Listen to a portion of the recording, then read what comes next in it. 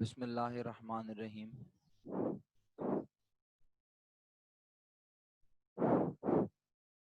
बिस्मिल्लाहिर्रहमानिर्रहीम। रब्बिश्रह ली सदरी वयस्सिर ली अमरी वहलुल उक़दतम मिन लिसानी यफ़क़हू क़ौली। या मुक़ल्लिबल क़ुलूबि सब्बित क़ल्बी अला दीनिक। अस्सलामु अलैकुम माय डियर स्टूडेंट्स, कैसे हैं आप लोग? खैरियत से हैं? ठीक हैं? गुलफिशा, आपकी तरफ सब खैरियत है? नाज़माबाद में बारिश के जो असरात हैं उससे महफूज हैं आप? जो पानी वानी भरने के प्रॉब्लम है। और कल का लेक्चर आपने देख लिया है बेटा या नहीं देखा, ये भी बता दीजिए मुझे। इफ़रा फसी कल मौजूद थी और 2 बच्चे और थे। खैर आज सभी मेरा ख्याल है अब बकरा ईद की तैयारियों में लग गए हैं। गुलफिशा, आपको मेरी आवाज़ आ रही है बेटा? जी मेरा बच्चा, कल की वीडियो आपने देख ली है? मैं आपसे पूछ रहा हूँ कल की तो मेरा बच्चा आपने क्लास भी मिस कर दी और वीडियो भी नहीं देखी। ये तो जुल्म है, जुल्म और इंतहाई जुल्म। अच्छा ठीक है भाई, आप बिल्कुल होम नहीं है। होम नहीं है तो इसका मतलब है कि आज जहां आप हैं वहां पे इंटरनेट भी नहीं है? ये बताइए मुझे। तो मेरा बच्चा, एक वीडियो देखने में कितनी देर लगती है? अब देखे ना, अब मैं आज आगे पढ़ाऊंगा तो आपको फिर मेरी बात समझ नहीं आएगी, फिर मजा भी नहीं आएगा पढ़ने का। अकाउंटिंग की हर क्लास एक दूसरी क्लास से कनेक्टेड होती है। मैंने पिछले महीने इसीलिए तो क्लास को आगे मूव कर दिया था कि भाई हम मेरे बच्चों को अगर मैं पढ़ा दूंगा फिर नए आने वालों को समझ नहीं आएगा, मुश्किल होगी। तो चलें सर बहरहाल कल अब। मैं गई हुई थी शॉपिंग पे। अच्छा चलें, ठीक है भाई। अब अगर सारी शॉपिंग्स हो गई हैं तो अब वीडियो का जब कभी आपको मौका जी वो मिले, मैं देख लूंगी। हाँ देख लीजिएगा। तो इफ़रा फसी, आप मुझे बेटा प्लीज़ ज़रा ट्रांजैक्शन की डेफिनेशन बता दें तो मैं फिर डेफिनेशन का आगाज़ करूं, क्योंकि मैं ये रिपीट नहीं करूंगा। ये बाकी सब बच्चे भी वीडियो में देख लेंगे तो डेफिनेटली गुलफिशा भी देख लेगी। और गुलफिशा ने तय किया हुआ है जब जब गुलफिशा आएगी एमन नहीं आएगी, एमन आएगी गुलफिशा नहीं आएगी। ये अजीब दोस्ती है भाई तुम लोगों की, समझ से बाहर है मेरे। चलो इफ़रा, स्टार्ट करो मेरा बेटा। सर ट्रांजैक्शन की डेफिनेशन है any exchange of values is called transaction. अच्छा, अब एक्सचेंज ऑफ वैल्यू से मुराद क्या है ये मैं कल बता रहा था, उस पर लेक्चर खत्म हो गया था, लेकिन उम्मीद है कि कुछ ना कुछ क्लियर हुआ होगा, कुछ ना कुछ आइडिया डेवलप हुआ होगा पूरी क्लास और आपके दिमाग में। क्या एक्सचेंज माने तबादला, और किस चीज का तबादला? जिसकी क्या हो? वैल्यू, वैल्यू हो। अच्छा, वैल्यूज का तबादला। तो यानी वैल्यूज का तबादला, इसका मतलब ये हुआ आसान लफ्जों में कि जब तुम किसी डिपार्टमेंटल स्टोर जाती हो तो वहां से तुम जो चीज लेती हो उसकी तुम्हारे लिए क्या होती है? वैल्यू, और तुम जो बदले में उन्हें देती हो उसकी उनके लिए होती है। वैल्यू। तो बेसिकली वैल्यूज का तबादला ही तो हो रहा है। तुम अपने मतलब की चीज ले रही हो, वो तुम्हारे लिए वैल्यू रखती है, और वो अपने मतलब की चीज ले रहे हैं, वो उनके लिए वैल्यू रखती है। अच्छा ये बताओ, क्या ये वैल्यूज डिटरमाइन की जा सकती हैं? क्या ये वैल्यूज पता होती हैं क्या हैं, या नहीं पता होती? सर पता होती है। पता होती हैं। वेरी गुड, एक्सीलेंट, बहुत जबरदस्त जवाब दिया है आपने। कैसे? मिसाल के तौर पे मैं समझाने के लिए कहता हूँ, देखता हूँ अब आप रिस्पॉन्स कैसे करती हैं। आप जो है कॉलेज से, अभी तो खैर कॉलेज स्टार्ट हुआ है, यानी अभी होगा, कॉलेज जाना शुरू होंगी, अल्लाह ताला जो सब हालात नॉर्मल कर दें फिर आप कॉलेज जाएंगी। आप कॉलेज से वापस आ रही हैं लेट सपोज, और आप वापसी पर घर के करीब जो डिपार्टमेंटल स्टोर है उसमें जाती हैं, और जाके आप वहां से बिल फर्ज समझाने के लिए कह रहा हूँ, एक नेस्ले का जूस ले लेती हैं, आप उनसे खरीद लेती हैं नेस्ले का जूस। जब आप नेस्ले का जूस लेती हैं तो आपको पता होता है ना उसकी क्या वैल्यू है आपके लिए, या यस नहीं सर। पता होता? पता होता है।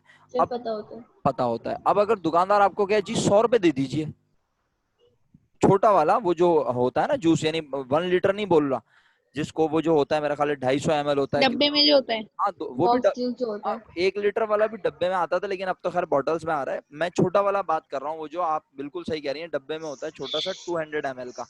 तो वो जूस के अगर वो आपसे बोले 100 रुपीज दे दें तो आप दे देंगी? नहीं। आप रिएक्शन देंगी ना उसे, कहेंगी भाई 40 रुपए का मिलता है सब जगह नेस्ले का जूस, तुम कौन सा बेच रहे हो, जापानी? इसका मतलब है आपको पता है कि उसकी उसकी आपके लिए कितनी वैल्यू है। वैल्यू है। एग्जैक्टली। ओके। अच्छा, तो दुकानदार जो है, अब वो दुकानदार कहता है 40 रुपए दे दें। अब दुकानदार जब आपको 40 रुपए मांगता है और आप अगर उसे 20 रुपए का नोट दें और बोले ये तो 40 रुपए, तो दुकानदार क्या दे देता है आपको? नो। इसका मतलब है वो भी जानता है कि ये 20 रुपए के नोट की वैल्यू 20 रुपए है, ये 40 रुपए के बराबर नहीं है। और अगर आप उसे 100 का नोट देती है तो वो आपको 60 रुपए करता है वापस।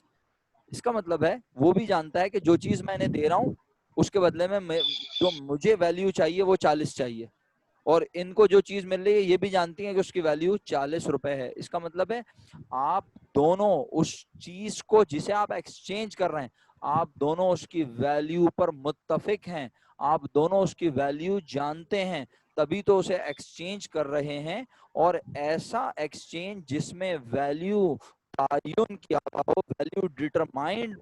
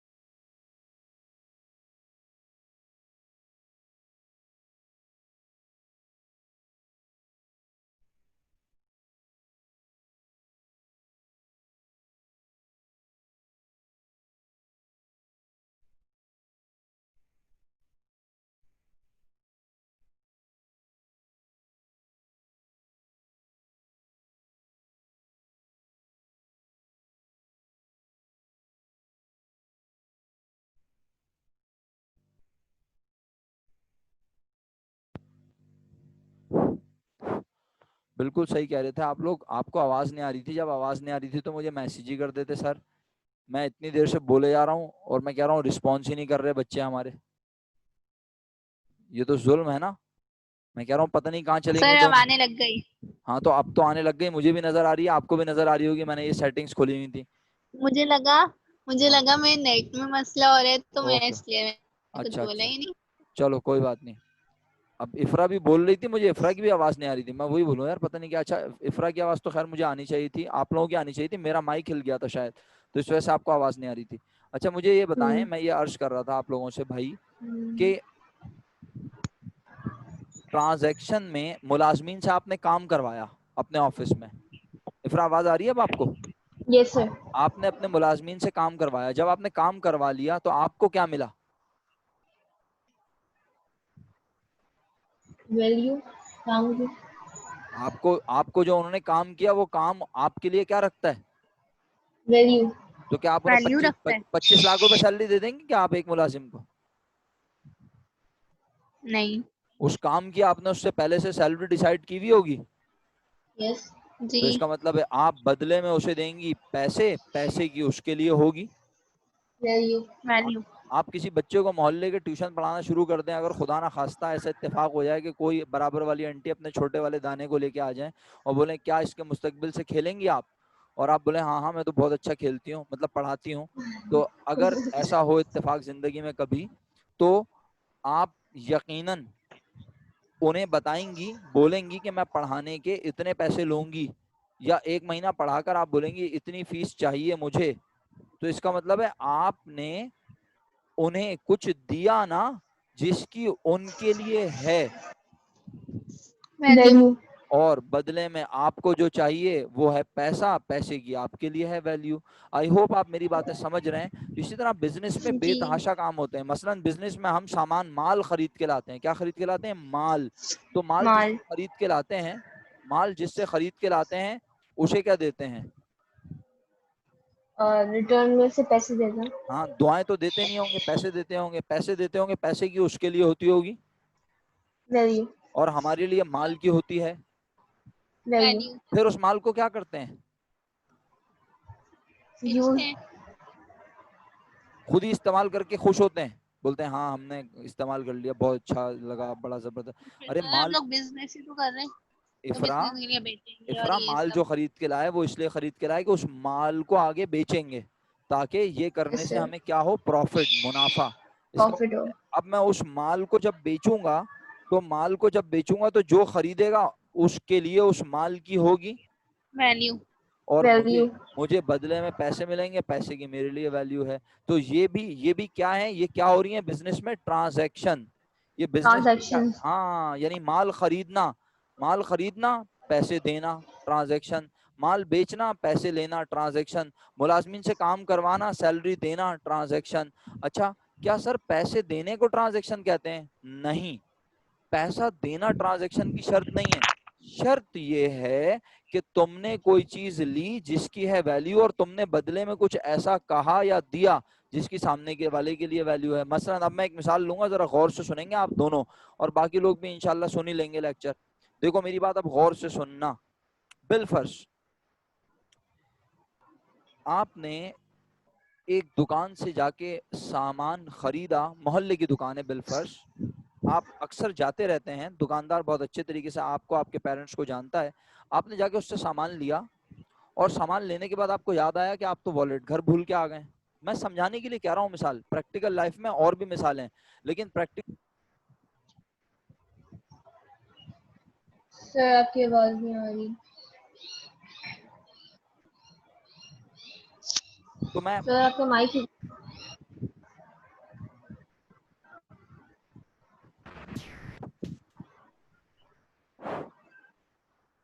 हेलो, अब आ रही है ना आवाज? जी। Yes sir. ये पता नहीं आज क्यों बदतमीजी कर रहा है माइक मेरा। बहुत अच्छा किया इफरा, आपने फौरन बोल दिया। हाँ, क्योंकि अभी आ रही है आवाज, सही है। अच्छा, मैं नॉर्मली अपने माइक को देखता रहता हूँ, उसमें मुझे माइक में नजर आता रहता है कि मेरी आवाज जा रही है, लेकिन इत्तेफाक की बात है आज मैं इग्नोर कर रहा हूँ, माइक बोलने में इतना मगन हूँ।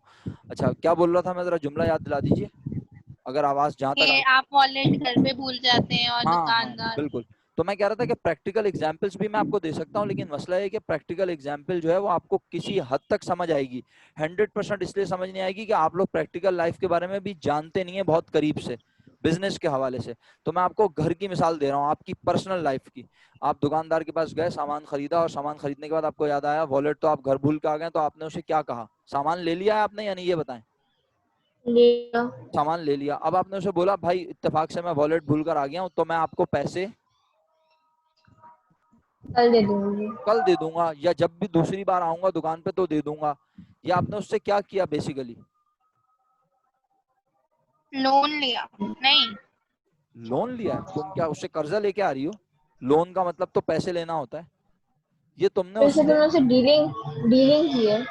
ये तुमने उससे प्रॉमिस किया है, ये तुमने उससे कमिटमेंट किया है, ये तुमने उससे वादा किया है, और प्रैक्टिकल लाइफ में इसे कहते हैं तुमने उसे जुबान दी है। नहीं समझ आया? आगे से समझ। समझ आ रहा है ना? गुलफिशा, आवाज आ रही है ना यस सर। तुम्हें? तो इसका मतलब ये हुआ कि तुमने उससे क्या लिया, पहले ये बताओ।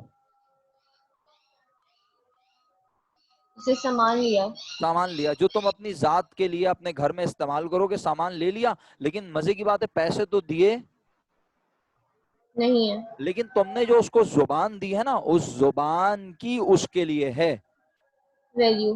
वैल्यू। पता है बीइंग अ मुस्लिम हमारा मजहब हमें वादे की बहुत ज्यादा तलकीन करता है, पासदारी करो, वादा करो तो पूरा करो। वो एक अलग बात है कि मुसलमान अपने तमाम चीजें बेसिक जो बातें हैं वो भूल चुका है। लेकिन बहरहाल तो इसी तरह प्रैक्टिकल लाइफ में भी जो बिजनेस होते हैं वहां पे जुबान की बड़ी वैल्यू होती है। वैल्यू होती है। आई होप बाकी सब भी मेरी बात समझ जाएंगे इंशाल्लाह। यानी अगर आप एक बिजनेस कर रही हैं ना इफ्रा, और आप जिससे माल खरीदती रहती हैं पिछले 10 सालों से, अगर आपने उससे माल लिया और आपने कहा कि मैं इंशाल्लाह 15 दिन में पैसे दे दूंगी, तो वो आपकी बात पे अंधाधुंध यकीन करता है, ब्लाइंड ट्रस्ट करता है। वो कहता है हाँ हाँ ये मेरी कस्टमर है, ये पिछले 10 साल से मुझसे माल खरीद रही है, ये मुझे 10-15 दिन में बोल के गई है तो पैसे दे देगी।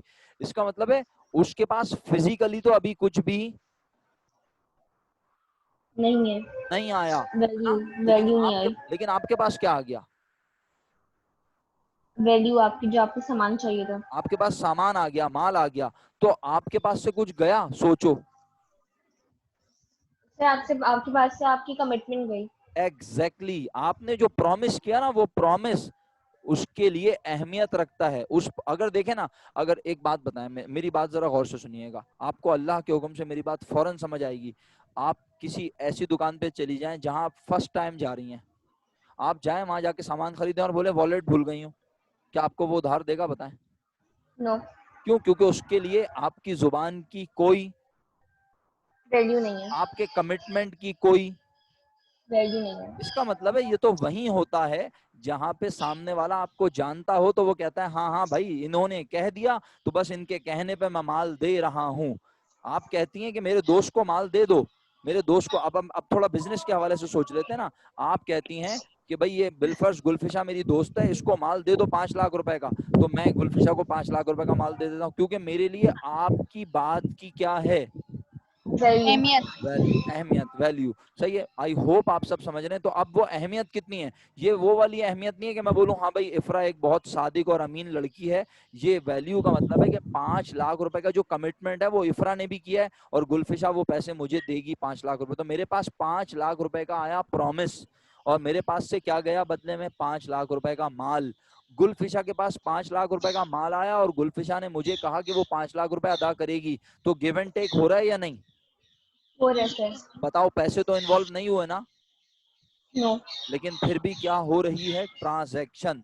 क्यों? क्योंकि तबादला हो रहा है। आपके पास माल आ रहा है और आपके पास से वादा जा रहा है। मेरे पास से माल जा रहा है और वादा आ रहा है। आ रहा है। गिव एंड टेक हो रहा है। जुबान देना, जुबान लेना, किसी का वादा, किसी से वादा करना, किसी का वादा रिसीव करना, और बाद में क्या होगा? ये वादा वफा होगा या नहीं? मुझे बाद में इस होगा। वादे के बदले में क्या मिलेंगे? होगा होगा। आपकी पैसे, आपके पैसे, आपकी वैल्यू। वैसे तो गुलफिशा एक पाकिस्तानी है, कोई शक नहीं है इसमें, लेकिन फिर भी मैं भी तो पाकिस्तानी हूँ। मैं इंशाल्लाह गुलफिशा से अपने पैसे लेके रहूं। लेके रहूंगा। सिंपल सी बात। इसका मतलब ये हुआ मेरा बेटा कि ये जो कमिटमेंट है, इस कमिटमेंट की वैल्यू, और कितनी वैल्यू है? 5 लाख रुपए। जितने का कमिटमेंट किया है उतनी उसकी वैल्यू है, और उतनी ही रुपए का इन्होंने मुझसे सामान लिया है। आई होप आप मेरी बात समझ गए होंगे। अल्लाह के हुक्म से जी। मैं आगे बढ़ता यस सर। हूँ। अगर समझ गए तो ट्रांजेक्शन क्या है? बेसिकली ट्रांजेक्शन का मतलब है बिजनेस में होने वाले लेन देन। ट्रांजेक्शन का मतलब क्या है? बिजनेस में होने वाले, लेन देन। और उस लेन देन की शर्त यह है क्या हो? वैल्यू। अगर वैल्यू अगर उसकी वैल्यू बताई नहीं जा सकती तो फिर वो ट्रांजैक्शन नहीं हुआ। नहीं है। मसलन अब मैं आखिरी बात करके बात खत्म करूंगा, यानी अब मैं डेफिनेशन पे जाऊंगा अकाउंटिंग की, लेकिन अब जो मैं बात बोल रहा हूँ ना उसमें आपने बहुत संभल के जवाब देना है। दोनों ने बहुत हाजिर दिमाग होना है। मैं कहता हूँ बिलफर्ज, अब आप एग्जाम्पल सुनेंगी और फिर आपने जवाब देना है बहुत सोच के, फौरन धड़ करके जवाब ना दें, गलती हो जाती है। मैं कहता हूँ भाई बिलफर्ज, मैं कहता हूँ, मैं दुआ देता हूँ ना, मैं दुआ देता हूँ, क्या दुआ देता हूँ? मैं कहता हूँ भाई अल्लाह ताला जो है वो इफ्रा को और गुलफिशा को बस बहुत जल्दी से जो है जनाब आली एक BMW कार और एक रोल्स रॉयस और एक जो है लैंड क्रूजर का मालिक बना दे। और आमीन भी कहता हूँ। ठीक है, तो मैंने आपको क्या दी बोले? दुआ। दुआ। तो अब मैं बोलूं लाओ भाई इफ्रा और गुलफिशा 10-10 लाख रुपए तो दे दो, ऐसा करो, चलो इतनी अच्छी दुआ दी है मैंने करोड़ों रुपए की, दे दोगी 10-10 लाख रुपए? नहीं। नहीं दोगी, क्योंकि हालांकि मैं आपको दे रहा हूं दुआ, सही है, तो आप भी बदले में मुझे दे दीजिए दुआ। पैसे। दुआ। पैसे क्यों देगी भाई गुलफिशा? हैं? अच्छा अच्छा, नहीं दी, दुआ देंगे ना, दुआ वेरी देंगे। गुड भाई गुलफिशा, अगर तुम पैसे दोगी तो मैं तुम्हें बहुत दुआएं दूंगा। लाओ, कब कब पैसे भिजवा रही हो मुझे, मैं दुआएं दूं तुम्हें? अभी तो मेरे पास खुद नहीं है। हाँ मेरा बच्चा, यही तो मैं समझाने की कोशिश कर रहा हूँ। देखो अब मेरा जुमला सुनना, उर्दू का जुमला है। दुआएं जो होती है ना वो अनमोल होती हैं। उर्दू आती है आप लोगों को? Yes sir. जी। उर्दू अभी अल्हम्दुलिल्लाह। अभी भी आती है अल्हम्दुलिल्लाह, इस वक्त शाम को मगरिब से यस पहले सर। आती है। जी सर अनमोल, आती है। अनमोल का मतलब होता है जिसकी कीमत का तायुन। मोल माने कीमत, अनमोल माने जिसकी कीमत ना बताई जा सके। देखे ना, मैं अगर कहता हूँ भाई अल्लाह ताला आपका जन्नत में घर बनाए, अल्लाह ताला आपको जन्नत में जगह दे, तो भाई ये तो ऐसी दुआ है कि इसके लिए लोग करोड़ों अरबों रुपए दे दें, अपनी जिंदगी पूरी गुलामी में गुजार दें, तो भी वो इस दुआ के बदले में मुझे कुछ अदा नहीं कर सकते। क्या ख्याल, अगर मेरी दुआ कबूल हो जाए, अगर मेरी दुआ सामने वाले को लग जाए, तो सामने वाला पूरी जिंदगी भी मेरी गुलामी में गुजार दे या मैं किसी की गुलामी में गुजार दूं, तो वो कम है। क्यों? क्योंकि ये दुनियावी जिंदगी तो हमारी टेम्परेरी है ना। Yes sir. आप लोग मेरी बात समझ रहे हैं? यानी दुआ जो होती है ना, उसकी वैल्यू का तायुन कोई भी कर ही नहीं सकता। इसीलिए तो उर्दू का जुमला है, दुआएं क्या होती हैं? अनमोल। ऐसी ऐसी होती हैं दुआएं जिसकी वैल्यू कोई बता। नहीं सकता। सकता। मैं बोलूं भाई अल्लाह ताला गुलफिशा और इफ्रा के इस बार पेपर में फर्स्ट ईयर में 95% से भी ज्यादा बने, ये दोनों कराची में टॉप पोजीशन लाएं, तो अब मैं बोलूं लाओ बेटा ऐसा करो 2-2 लाख रुपए दे दो, शाबाश मैंने दुआ दी है। और अगर आपकी पोजीशन आ भी जाए अल्लाह के हुक्म से, तो भी आप मुझे 2 लाख रुपए नहीं देंगे। नहीं देंगे। ये बहुत सिंपल सी बात है, क्योंकि दुआएं जो होती है ना उनकी कीमत का तायुन कोई कर ही नहीं सकता। बस ये है समरी। तो इसका मतलब है अगर हम किसी को दुआ दें और किसी से दुआ लें तो वो ट्रांजैक्शन नहीं होगा। अच्छा बस। नहीं होगा। और एक छोटी सी और बात, ताकि आपके तमाम कॉन्सेप्ट स्ट्रांग हो जाएं। अब जरा सुनिएगा, वैसे तो ये फिजिकली एग्जाम्पल समझ आती है, लेकिन अब फिजिकली तो हम मौजूद नहीं है, दूर दूर बैठे हैं, मैं अलग हूँ आप अलग बैठे हैं। तो मैं एक मिसाल देता हूँ। क्लास में मैं क्या बोलता हूँ, मैं वो क्लास वाली बात करता हूँ। आप क्लास में बैठे हैं, मैं भी क्लास में मौजूद हूँ, मैं एक गुलफिशा के रजिस्टर से एक कागज का छोटा सा टुकड़ा फाड़ता हूँ। इफरा सुन रही हो ना? Yes sir. मैंने गुलफिशा के रजिस्टर से एक छोटा सा कागज का टुकड़ा फाड़ा और तुम्हें दिया, इफरा को ओके। दिया, और इफरा को बोला लाओ इफरा 50 रुपए दे दो। हाँ भाई इफरा 50 रुपए दे रही हो? नो। क्यों? अच्छा चलो 40 रुपए दे दो इफरा।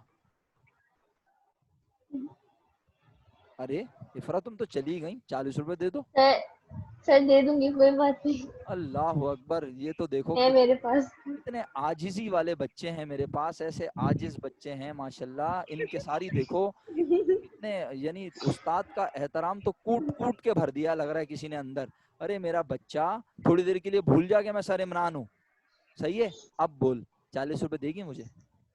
नहीं। नहीं। 30 रुपए दे दो।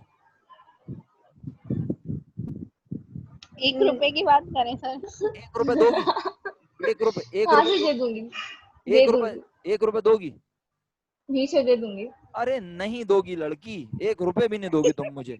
क्यों दोगी? उस फटे हुए कागज की तुम्हारे लिए क्या है, वैल्यू है? वैल्यू हो सकती है सर। अरे क्या वैल्यू होगी भाई, उसके ऊपर किसी का सर नाम काम होगा? उसमें लिख सकते हैं, हम सर कुछ भी अगर मुझे लिखेंगे, किसी जरूरत को दे हुई। सकते हैं। अरे एग्जैक्टली। मैंने तुम्हें पेज थोड़ी दिया है। मेरा बच्चा इफरा फसीह, मेरा बच्चा प्रैक्टिकल होके सोचो, प्रैक्टिकल होके। मैं किसी के रजिस्टर से थोड़ा सा कागज का टुकड़ा फाड़ के दूंगा तो उसकी तुम्हारे लिए कोई वैल्यू नहीं है। मैं तुम्हें क्लास में खड़े होके जो वो मिट्टी पड़ी हुई होती है, थोड़ी सी मिट्टी उठा के दूं पर्ची में रख के और बोलूं ये लो बेटा जाओ तुम्हारा काम हो जाएगा, तो बोलूं लाओ 5 लाख रुपए दे दो, 5,000 रुपए दे दो, दोगी इफरा फसीह? नहीं। नहीं। 500 रुपए दे दो, नहीं दोगी। 50 रुपए दे दो, नहीं दोगी। 5 रुपए दे दो, नहीं दोगी। बोलोगी भाई ये मिट्टी की मेरे लिए कोई वैल्यू नहीं है है। ही नहीं। हाँ तुम घर बनाओ, अपना घर तामीर करो, फिर मैं एक ट्रक मिट्टी भर के लाता हूँ, उसकी तुम्हारे लिए होगी वैल्यू। वैल्यू। लेकिन अगर मैं तुम्हें रोड पे से मिट्टी उठा के दूं और बोलूं ये ले बेटा जा तेरा काम हो जाएगा, 50,000 रुपए देती हुई चली जा, तो तुम बोलोगी क्या हो गया, ये तो बाबा बाबा हैं कोई, ये पढ़ा, ये तो ये कौन सा काम हो रहा है, ये तो कोई, इसमें तो कोई लेना देना थोड़ी है, मिट्टी ली और मिट्टी के बदले में 550,000 रुपए कौन देगा, मिट्टी की किसी के लिए कोई वैल्यू नहीं है। नहीं है। आई होप आपको समझ आ गया। इसका मतलब है किसी ऐसी चीज का लेन देन, किसी ऐसी चीज का लेन देन जिसकी वैल्यू नहीं हो, ट्रांजैक्शन ना नहीं हो, होगा। जिसकी वैल्यू ना हो, वो भी ट्रांजैक्शन कहलाती नहीं है। नहीं है। एक्सीलेंट। इफरा मजर कैसे आना हुआ, खैरियत से हैं आप? Yes sir. सब खैरियत है? कहाँ गायब है पहले ये बताएं। सर वो ना मैं असल में इस्लामाबाद गई हुई थी, तो वापसी में आ रही थी, तो कल तो मैं ले नहीं पाई थी क्योंकि मैं रास्ते में थी। तो आज अभी पहुंची थी, तो अभी मतलब अभी पहुंची थी, तो फिर अबे रेस्ट कल करके रास्ते फिर में थी, अचानक से मेरा टाइम। कल रास्ते जी में थी अभी पहुंची हैं? कल जी। रात ट्रेन से आ रही थी? नहीं सर, बस से। अच्छा अच्छा, ओके ओके। तो खैरियत, क्यों आ गई वापस, वहीं रह जाती, सब खैरियत है? नहीं सर, वो हम लोग इस्लामाबाद में थे, तो अच्छा वापस तो आना था कराची तो इसलिए अच्छा अच्छा, time। चलें ठीक है। तो बहरहाल अब आप रिकॉर्डेड लेक्चर देखने की जिसारत कर लेंगी? जी सर। शुक्रिया, ये कर लीजिएगा। आज का भी लेक्चर देख लीजिएगा और यस्टरडे का लेक्चर भी लाजमी देख लीजिएगा। परसों हमारी क्लास नहीं हुई थी, बारिश की नजर हो गई थी। यस सर, वो उसमें मैं थी मगर हुई नहीं थी। उसमें तुम थी लेकिन बारिश क्लास नहीं हुई थी। हाँ, वो असल में कोचिंग सेंटर ने मना कर दिया। इनफैक्ट यस्टरडे भी क्लासेस नहीं थी, बट मैंने ली थी क्योंकि मैं घर से पढ़ाता हूँ ना बच्चों को ऑनलाइन, तो मैंने पढ़ाया था। लेकिन जो बाकी टीचर्स थे, मेरा ख्याल है इफरा, फसी और गुलफिशा एग्री करेंगी अगर ये कल थी, बाकी टीचर्स की क्लास नहीं हुई ना इफरा? No sir. हाँ, इफरा फसी देखें एग्री कर रही हैं। तो बहरा इफरा मजर, मुझे एक बात बताओ, तुम्हारी सिस्टर भी है इस क्लास में क्या? नो। अबे तो किसकी सिस्टर है भाई? इफरा फसी की भी नहीं है, इफरा मजर की भी नहीं है। तुम गूगल क्लासरूम में तो नाम लिखा नजर आ रहा है मुझे, इफरा के साथ, इफरा फसी के साथ एक और नाम है शायद। चेक करूं अभी? सर जी कर ले चेक। अभी चेक कर लेते हैं। मैं यही तो सोचूं, मैंने कहा यार एक बच्ची एब्सेंट है, या तो फिर वो वीडियो देख लेती होगी घर पे। अभी देख लेते हैं गूगल क्लासरूम में। चलो बहरहाल ये बताओ, समझ में आया अभी तक तुम दोनों को, इफरा फसी को और गुलफिशा को मेरी बातें समझ आ गई हैं? यस जी सर। सर। अच्छा, very good, excellent. Second year commerce, Najmabad, Najmabad में, नाजमाबाद में इफरा नहीं तो है। सेकंड ईयर में आप। Okay okay okay, sorry sorry sorry, दिमाग ही नहीं चलता कभी कभार। फर्स्ट ईयर ए नाजमाबाद पीपल्स, यहाँ पे गुलफिशा हैं, ओके। यहाँ पे तो स्टूडेंट ही कम है। और फर्स्ट ईयर सखी हसन। जी। यहाँ होंगी मैं। अच्छा, तुम दोनों के नाम में इफरा है, शायद मैं तुम दोनों को समझ रहा हूँ बहनें, यस सर। ये हो सकता है। हाँ यही हुआ है सर। हाँ, या फिर इन लोगों ने ना कुछ अरे और और तो नाम, कोई है ही नहीं। नहीं इन्होंने नाम ऐड कर दिए थे शायद, अब नाम डिलीट किए हैं शायद इन लोगों ने ना, नाम ऐड सर किए। मेरा भी, सर हाँ मुझे भी किसी और ग्रुप में डाला हुआ, किसी और ओके। ग्रुप पे भी अभी रिसेंटली मुझे भी ऐड किया गया है। हाँ, इनफैक्ट यहाँ पे ना ऐसे ही था, तो मैं इस वजह से मैंने कहा यार कोई और भी स्टूडेंट है लेकिन वो क्लास में आता नहीं है, मैंने कहा हो सकता है वीडियो देखता हो। चलो बहरहाल, ओके जी। अब हमारे पास जो बकाया टाइम है उसमें मैंने डेफिनेशन समझानी है अकाउंटिंग की। इफरा मजहर, तुम जल्दी से जरा बिजनेस की डेफिनेशन का रिव्यू कर दो एक लाइन में, तेजी से, टाइम नहीं है मेरे पास।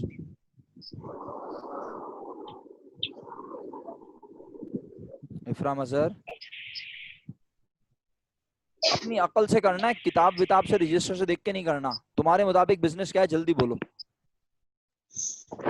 आवाज आ रही है? मेरी आवाज आ रही है? Yes sir. हाँ बोलो। यस सर, आ रही है। इफरा मजहर जल्दी से बताओ बिजनेस क्या है, फटाफट, टाइम नहीं है, 10 मिनट। कोई भी काम जो प्रॉफिट हासिल करने के लिए किया जाए उसको बिजनेस कहते हैं। बस अब आज हम अकाउंटिंग की डेफिनेशन फाइनली पढ़ रहे हैं, जरा गौर से सुनना। The art of recording. Accounting क्या है? The art of recording, record करने का फन। फौरन दिमाग में सवाल आया, सर क्या रिकॉर्ड करेंगे? सवाल क्या आया दिमाग में, क्या? क्या रिकॉर्ड करेंगे? रिकॉर्ड करेंगे। गाने रिकॉर्ड करेंगे? खाने बनाने की रेसिपी रिकॉर्ड करेंगे? नाते रिकॉर्ड करेंगे? नहीं। क्या रिकॉर्ड करेंगे? सस्पेंस है, तजस्सुस रखना, थोड़ा सा सस्पेंस क्रिएट कर रहा हूं, नहीं पता क्या रिकॉर्ड करेंगे, लेकिन ये पता है अकाउंटिंग क्या है, फन। क्या करने का, बोलो। रिकॉर्ड करने का। रिकॉर्ड करने का। अच्छा, जिसे रिकॉर्ड करने का। रिकॉर्ड करेंगे, जिसे रिकॉर्ड करेंगे, उसे मुख्तलिफ हिस्सों में बांटने का फन है अकाउंटिंग। क्लासिफाइंग का मतलब होता है मुख्तलिफ हिस्सों में बांटना। सुना? जिसे रिकॉर्ड करेंगे उसे मुख्तलिफ हिस्सों में बांट देंगे, बांटेंगे। किसे रिकॉर्ड करेंगे नहीं पता। जब ये नहीं पता तो किसे बांटेंगे ये भी नहीं पता। नहीं पता। अच्छा, जिसे रिकॉर्ड करेंगे, जिसे मुख्तलिफ हिस्सों में बांटेंगे, फिर उसे करेंगे समराइज, समराइजिंग। सर ये क्या पागलपन है? पहले लिखेंगे, फिर मुख्तलिफ हिस्सों में बांटेंगे, फिर समराइज कर देंगे। हाँ, समराइज करने से क्या होगा कि वो समझना आसान हो जाएगा। जब हम चीजों को मुख्तलिफ हिस्सों में बांटते हैं तो वो फैल जाती हैं, लेकिन अगर उन्हें कैटेगरी मुस्तकिल फैलाया जाए तो फिर उन्हें कंट्रोल करना। मुश्किल हो जाएगा, आवाज ही नहीं आई। मुश्किल हो जाएगा। मुश्किल हो जाएगा। तो हम क्या करते हैं, मुख्तलिफ हिस्सों में बांटने के बाद उन्हें वापस एक जगह लाकर जमा कर समराइज देते कर हैं। देते हैं। That is called summarising. किसे समराइज करते हैं? नहीं पता। नहीं पता। बस यही जवाब था, बेहतरीन जवाब था। अकाउंटिंग फन है लिखने का, रिकॉर्ड करने का। अभी एक और सवाल ऐड हो गया दिमाग में।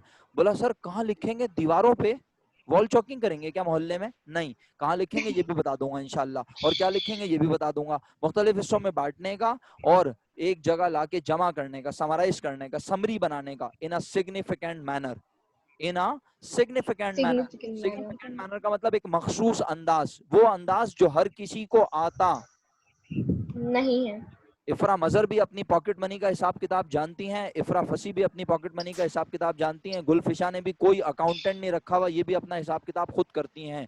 जो पॉकेट मनी इन लोगों को मिलती है, ठीक है, या जो भी पैसे जो भी ये खर्चा करती हैं उसका हिसाब किताब ये खुद ही रखती हैं। लेकिन अगर ये एक बिजनेस की बात करें और बिजनेस बड़े लेवल पर कर रहे हों तो उसका हिसाब किताब रखने के लिए एक अकाउंटेंट रखा जाएगा। एक ऐसा शख्स जो अकाउंटिंग, जो हिसाब किताब करने में महारत रखता हो और वो सारा काम करने के बाद ऐसे पेश करे कि वो पढ़ने वाले को समझ आए।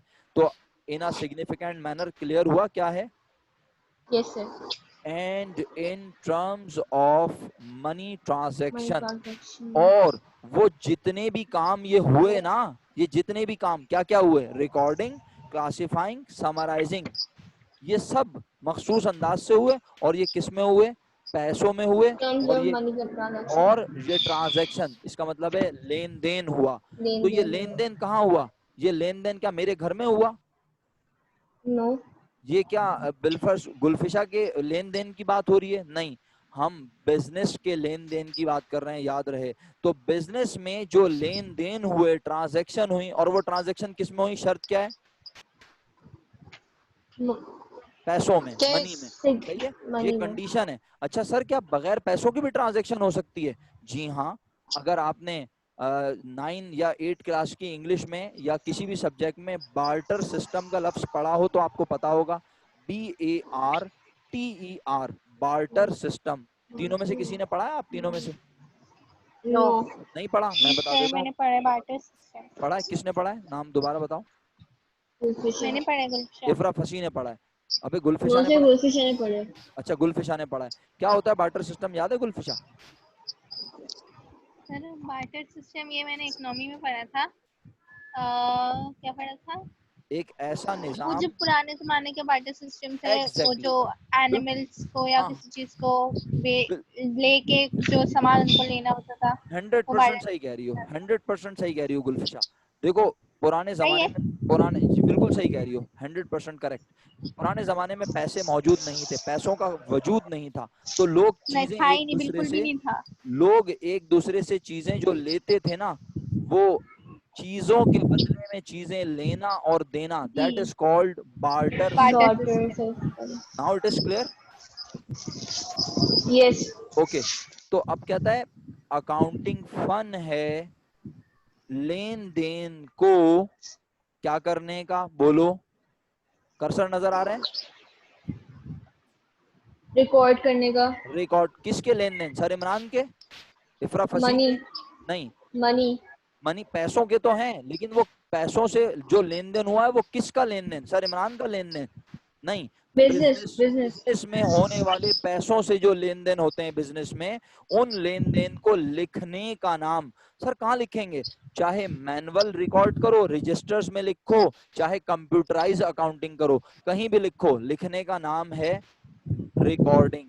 अकाउंटिंग फन है लेन देन को लिखने का, उस लेन देन को मुख्तलिफ हिस्सों में क्लासिफाई करने का, बांटने का, और फिर मुख्तलिफ हिस्सों में बांटने के बाद उसे एक जगह लाके समराइज करने का, एक जगह लाके समराइज करने का। And events which in part at least of a financial character, और वो तमाम इवेंट्स जिसमें कोई फाइनेंशियल खासियत कैरेक्टरिस्टिक हो, यानी वो कह रहा है बिजनेस के तमाम मामलात, और वो इवेंट्स भी जिसमें क्या हो, कोई पैसों की बात शामिल हो जाए।